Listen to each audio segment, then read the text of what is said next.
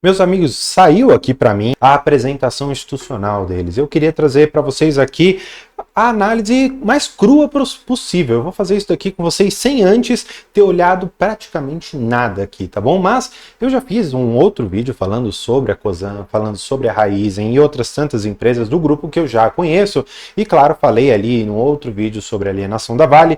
Fato esses que eu não vou bater tanto aqui. Eu quero mais olhar como foram os resultados no ano de 2024 e entender um pouco das perspectivas daqui para frente. E claro, eu convido você para ficar comigo aqui no canal. Então, vamos para as informações financeiras que a companhia trouxe, alguns disclaimers aqui.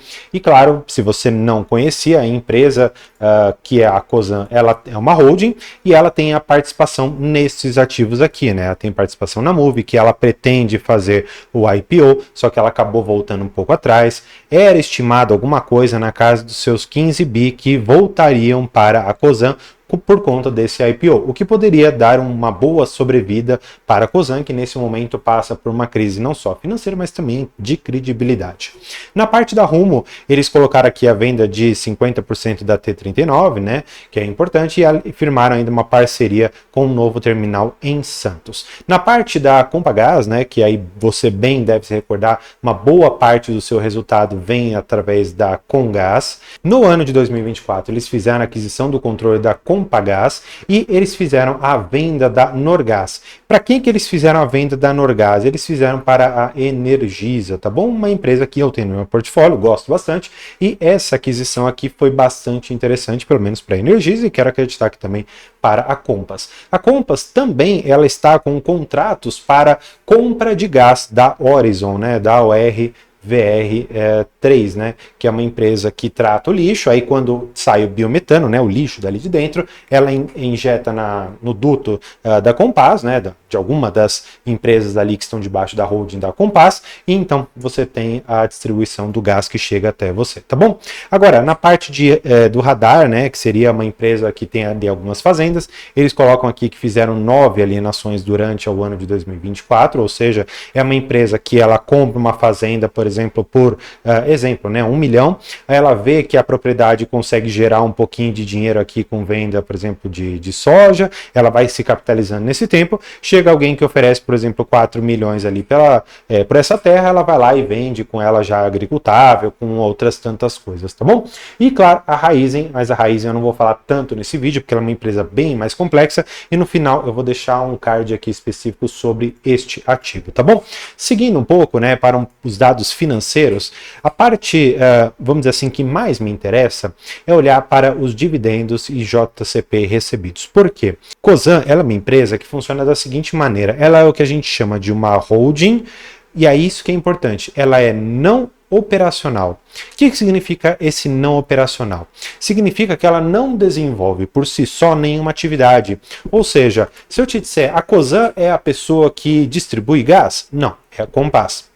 Eu posso dizer que é a Cosan, que é a empresa que vai administrar, por exemplo, todo o transporte ferroviário? Não, é a Rumo. Ou seja, não é a Cosan que desenvolve nenhuma dessas atividades. Portanto, ela apenas recebe, assim como nós, pequenos acionistas, os dividendos que essas empresas pagam, e eu já fiz umas contas dizendo por que a Vale não deveria ter saído do portfólio, mas enfim, eu vou deixar aqui em cima no card para você depois conferir. Ponto é que hoje os dividendos que a empresa recebeu estão um pouco maiores do que lá em 2023, mas por quê? Por conta do efeito da Vale. Se a gente retirasse o efeito da Vale daqui de dentro, eu não duvido que esses dividendos aqui de 4,3 bi recebidos no ano de 2024 teriam sido menores do que 2023. Por quê? Porque a Raizen ela não distribuiu tanto quanto ela distribuiu em 2023. A Rumo, de igual maneira, também não distribuiu tanto quanto poderia. A Vale, que foi a que mais trouxe. Agora, esse indicador aqui, ele é muito importante, que é o índice de cobertura do serviço da dívida. O que significa isso, né? Pensa que você tem a sua dívida total e você tem que pagar um determinado juros, vamos dizer assim, mensal ou até mesmo um juros anual. Deixa eu até mudar de cor, porque essa cor acho que não tá ficando legal. Ó, vou mudar aqui, ó. Então, você tem a sua dívida e você tem os juros que você tem que pagar, seja ele mensal ou seja ele anual, tá bom? O que acontece? Você tem que ver quanto de juros mais o principal da dívida você vai ter que pagar em 2025, por exemplo. E você tem que ver se a relação de dividendos que você recebe, ela tem a capacidade de pagar tudo isso aqui em cima. Ou seja, enquanto estiver acima de 1, significa que a empresa tem capacidade de honrar com as suas dívidas de curto prazo. Entretanto, perceba que o ideal é que isso daqui tivesse talvez ali em 1,5, muito mais próximo de 2 vezes. Por quê?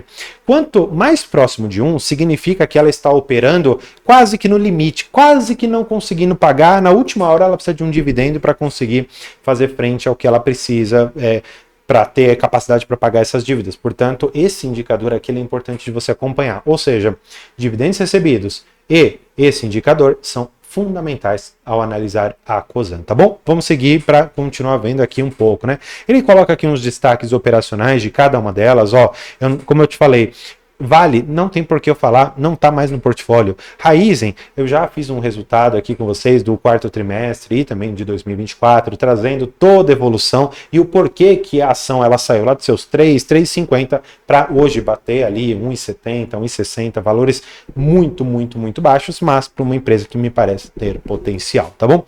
Vamos lá. Eles colocam aqui a mesma coisa e aí o que eu te mostrei, ó, cronograma de amortização. Isso daqui é importante, porque em 2025 e 2026 eles não têm amortização para fazer. Amortização, a gente está falando apenas do principal da dívida, tá bom? Aqui a gente não está falando de juros. Juros não entram aqui na amortização, pelo menos não deveriam, né? As contas mais corretas não incluem o pagamento de juros aqui dentro da amortização, tá bom? Por isso que aquele indicador que eu mostrei para vocês, o ICSD, ele está ainda razoável, na ordem de 1,1. Por quê? Porque 2025 talvez não tenha que pagar, 2026 a mesma coisa, e aí você tem um caixa, mas quando você chegar em 2027, se você não conseguir fazer o pagamento disso daqui, talvez você se lasque. Na verdade, esse daqui foi o pré-pagamento, né, que eles já fizeram. Então, em 2028, que eles têm um valorzinho aqui de dívida para pagar de 4,8 bi, muito próximo ao que ele tem em caixa. Só que se continuar queimando caixa, como está fazendo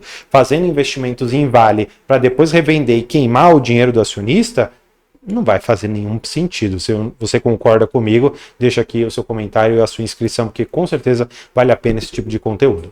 Nós temos aqui ainda a parte do fluxo de caixa direto da empresa, tá? Ou seja, como que ele compôs o caixa nesse período. Entretanto, ele é apenas o quarto trimestre. O que eu fui ver? Eu fui verificar aqui se os resultados trimestrais já haviam saído, né? E eu fui ver aqui que, na verdade, não. Essa daqui é apenas uma apresentação de dados ainda não auditados.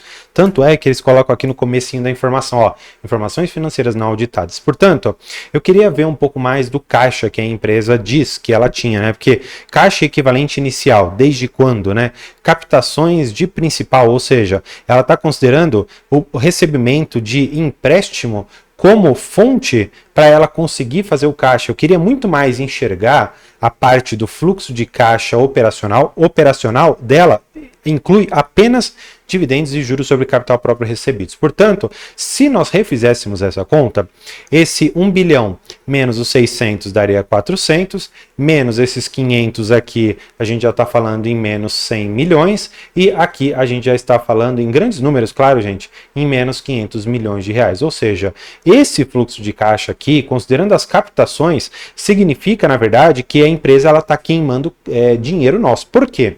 Porque o que é uma captação de principal? Ela está pegando empréstimo. Para pegar esse empréstimo, ela vai ter que pagar o principal, ela vai ter que pagar a correção monetária e ela vai ter que pagar também os juros. Ou seja, só dela pagar a correção e pagar os juros, isso daqui é dinheiro que não vem para o acionista. Portanto, isso não é nem um pouco positivo. O que seria positivo? Se a gente tivesse outra conta, tá bom? Vamos fazer da seguinte maneira. Vamos supor, tá bom? Esquece isso aqui. Vamos supor que isso aqui fosse o dividendo. Se isso daqui fosse o dividendo, a gente teria, mais uma vez em grande número, 2.500, com menos esses 600 aqui, teria 1.900. com menos esses 500 aqui, 1.400, com menos esses 400, 1 bilhão de reais. Aí sim a gente teria um fluxo de caixa, a meu ver, positivo para a empresa. Claro, não estou criticando a forma de contabilização do fluxo de caixa, até porque eu tenho absoluta certeza que eles seguem o CPC das normas contábeis. Entretanto, para você acionista não cair em pegadinha, esse conteúdo é fundamental para você entender como funciona a Cosan. Eu sei que esse vídeo não deve alegrar ninguém, porque eu estou mostrando aqui, tirando toda a complexidade da empresa e te mostrando que ela não está com uma boa situação financeira nem operacional em algumas ali das empresas, e isso tudo pode te gerar uma preocupação a respeito se vale a pena ou não continuar investindo. Só para você ter uma ideia, a Raizen é uma das que mais traz uma relevância para dentro da Cosan. E para isso, eu vou te deixar com esse vídeo para você continuar seus estudos e entender o quanto a Cosan ainda pode ser impactada. Então, te vejo lá. Obrigado e tchau!